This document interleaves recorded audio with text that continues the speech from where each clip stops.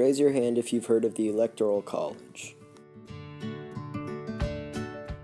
The Electoral College is the election system that is used to decide all elections in America, from local elections all the way up to presidential elections. It's described as a winner-take-all system in which votes are counted by states, and each state's vote goes towards whichever candidate gets the most votes.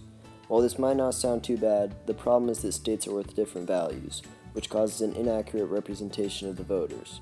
A candidate can lose the popular vote but still win the election, which means that the unwanted candidate can end up winning.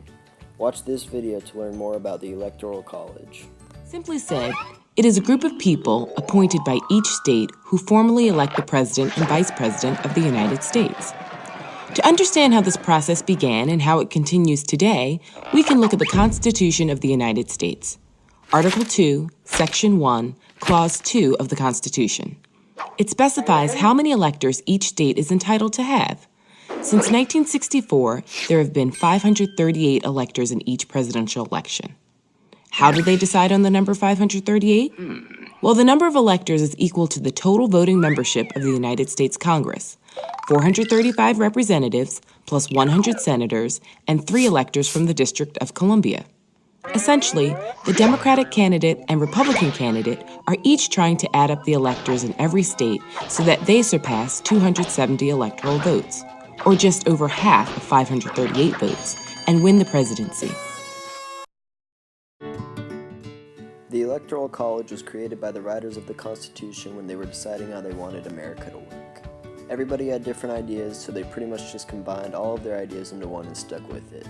After it was agreed on by everyone involved, they wrote it into the Constitution and made it the official voting system of all elections in America.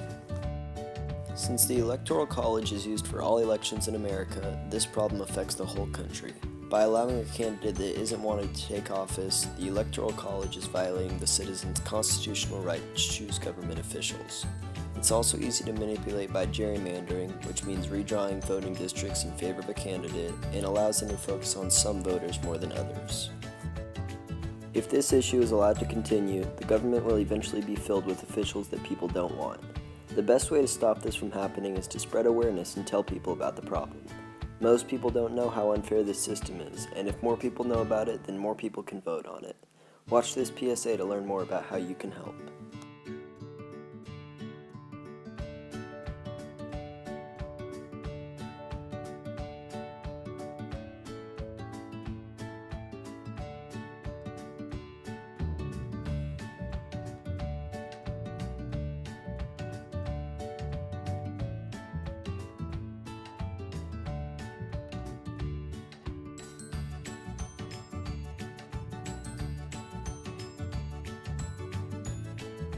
If enough people vote on the issue for it to reach the Supreme Court, they can change the election system for the entire country. If the abolition of the Electoral College is written into the Supreme Court's decision, the rest of the country has to follow it. Once this happens, there's no way to undo it, and our country will finally be free from the oppression of the Electoral College. Watch this short video to learn more about the Supreme Court.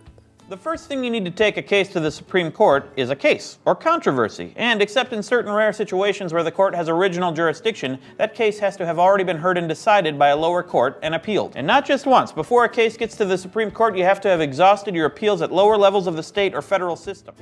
The Electoral College is a broken system that should never have been allowed to happen.